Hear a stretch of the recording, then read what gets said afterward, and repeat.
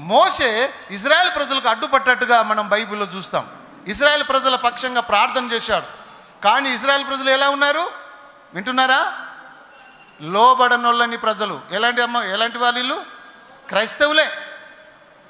క్రైస్తవులే వీళ్ళు. మందిరానికి వచ్చేటోళ్ళే వీళ్ళు. ప్రభుని నమ్మిన వాళ్ళే వీళ్ళు. కానీ ఎలాంటి వాళ్ళు తెలిసిన వీళ్ళు లోబడని వారు. లోబడే తత్వం లేదు, తగ్గించుకునే తత్వం లేదు, ప్రేమ తత్వం లేదు, మంచితనం లేదు, విశ్వాసం లేదు, అన్ని దరిద్ర బుద్ధులే. లోబడరు వీళ్ళు, గద్దింపుకు లోబడరు వీళ్ళు.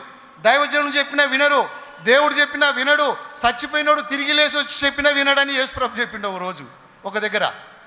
ఏమన్నాడు? చచ్చిపోయినాడు లేచి వచ్చి చెప్పినా వీళ్ళు వినరు. వీళ్ళు లోబడని జనులు వీళ్ళు, కఠినాత్ములు వీళ్ళు, మూర్ఖులు వీళ్ళు, గర్వాంధులు వీళ్ళు. వీళ్ళు నరకానికే వెళ్ళిపోవచ్చు. వీళ్ళకి నరకమే శరణ్యం అని దేవుడు మోషేకు చెప్పాడు. మోషే